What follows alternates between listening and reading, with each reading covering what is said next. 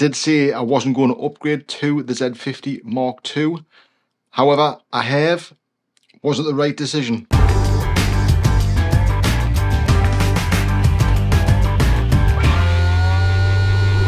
Welcome back, everybody. And for those who are new to this channel, a few weeks back I did make a video on why I would not be upgrading to the new Z50 Mark II, specifically for this, the flip out screen. I was a big fan of just the tilting screen for photography, and that's how I generally used the Z50 originally, and I wasn't going to upgrade because of that. However, I technically did not upgrade personally myself, because this was gifted to me for Christmas from my wife, so I'm super grateful. So now I do have the Mark II in hand. It's worth doing a video, kind of first looks, my first impressions of this camera, and I can tell you straight away, straight in the hand, it feels a lot more substantial. Now, it's only slightly bigger than the original Z50, but it does feel a lot more substantial in the hand. The grip feels really, really good. That impressed us as soon as I picked it out of the box. Very impressed with the handling of the Z50 in terms of ergonomics.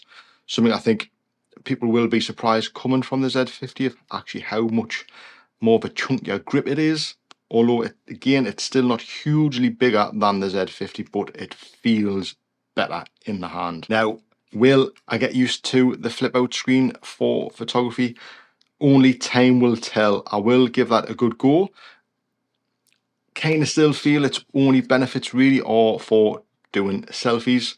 When it comes to photography, it doesn't really benefit you that much, because when you're flipping out that screen and trying to take a shot, you're looking that way instead of this way, like kind of straight on. So when you're trying to maneuver the camera and trying to get that composition, it does feel a little bit awkward. Now, no doubt I will be able to get used to that.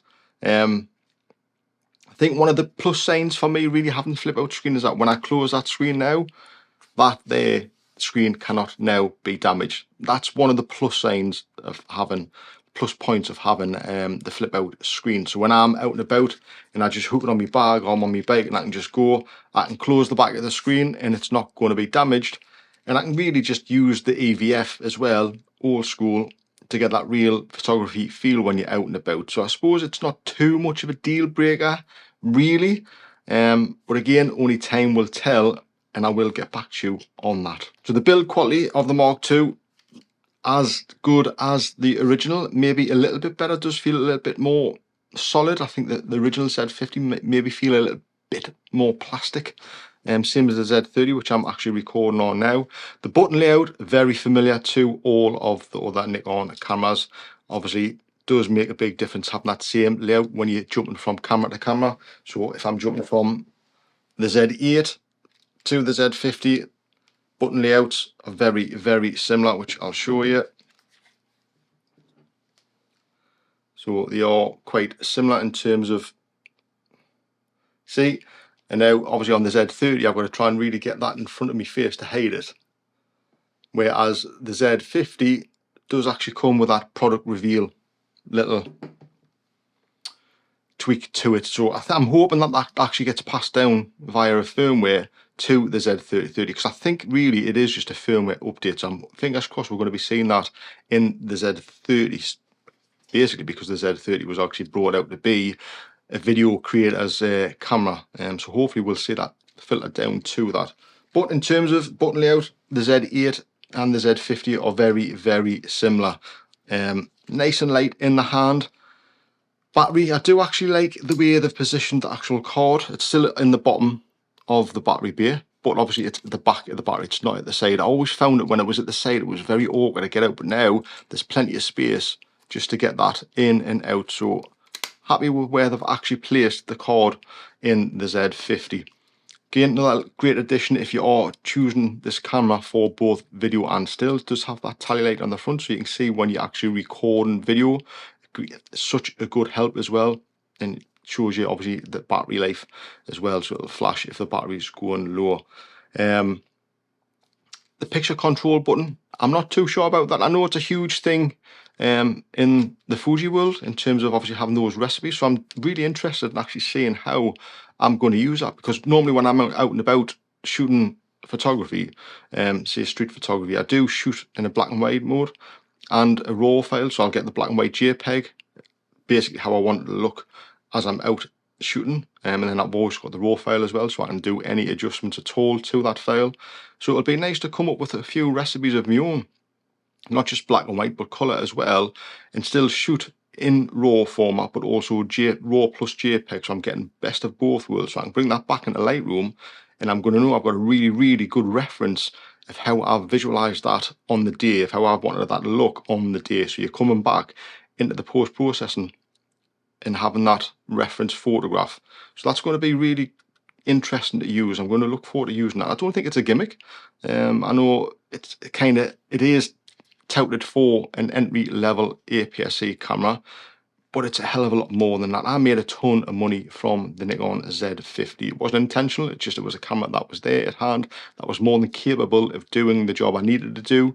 And this is obviously a big step up in terms of what it's actually offering now. And for the price, I think it's really good. I don't think you're going to be disappointed. And I said that in the first video, that whoever bought the Z50 Mark II wouldn't be disappointed, specifically because the sensors are the same. We're going to get that same image quality, and I can vouch for that. I've actually loved the image quality. Now, the big thing I think is the autofocus for me on this. Where the Z50 let me down was during sports and wildlife. The AF just was not quick enough. It was just that fraction of a second too slow. Perfect example, I went out to photograph short-eared owls, never came across them before. And on that day, I got 3 passes when this short-eared owl was out hunting for food. Absolutely amazing sight. I had the Z50, everything was locked on, and I was photographing, and I was trying to photograph in continuous mode. And I brought them images back into post, and there was very few of them sharp. Even though the box was over the owl, and I was following it, all the other settings were correct. Shutter speed was fast enough to cut out any kind of blur or any kind of motion, but they just weren't sharp. Now, it could have been down to the 200 to 500 lens I was using, because that was adapted via the FTZ. Maybe if I'd have been using a native Z lens, I would have had a better performance, but that's just where it let me down. And it also kind of fell short as well, shooting sport as well. But that was the only gripe I ever had with the Z50. So if you're coming from the Z50 and you're watching this video, think, well, should I upgrade? Personally speaking, if you're not a wildlife photographer and you're not a sports photographer, then that camera is way more than enough for most people, hands down. Wow. Even the upgrade in the video to 10-bit now, so we can do a lot more color grading. If that's something that you don't do, because in reality you actually don't need to, because the colors that come out of this camera when you're shooting video on the Z50 is just lovely. So if you're somebody who does not need to upgrade, who's not interested in upgrade to a camera which allows you to shoot 10-bit so you can color grade, then it really is not necessary to upgrade from the Z50, because that is a fantastic camera. And down the line, people will be buying that camera back because of the size of it and what you can actually use that camera for and what you can actually get out of that camera. But having these upgrades in the Z50 too does make a difference to the people who are wanting those little tweaks to the cameras. Now, obviously, it doesn't come with IBIS. Again, never had any issues at all with the Z50 not having IBIS.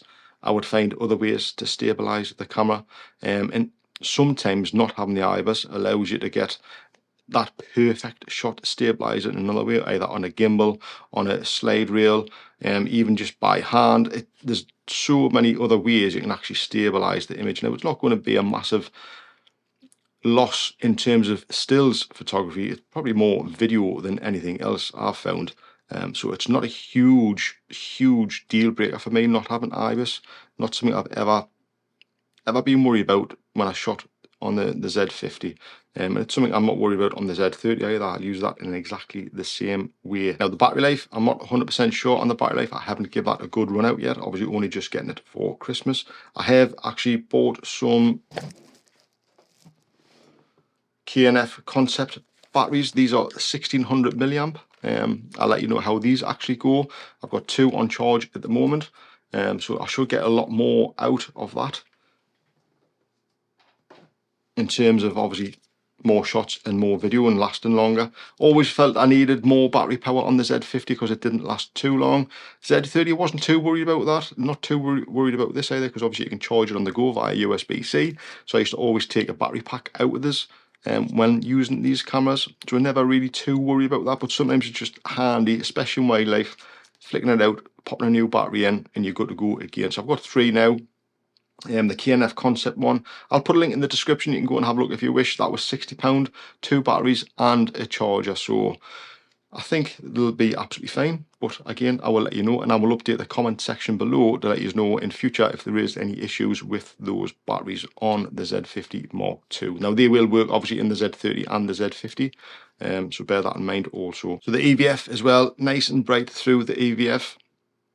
Again, I didn't have a massive problem with the Z50 EVF, but it is nice to have that extra bit of brightness, especially with my aging eyes, so that's a nice little touch. But I really want to kind of say, should you be upgrading from the Z50 if you already have it? If we go back to them points I made before regarding wildlife photography, video and sports, if that's not something you can do, something that you don't need, then no, not really necessary. If you think you're going to find times when you will need that extra EF performance, then yes, upgrade, because it's quite the upgrade on the EF in terms of, like, say, bird photography and sport photography, and obviously all of the new EF features they've got in it. It is a big upgrade to the Z50. There's no doubt about that. Is it Z8?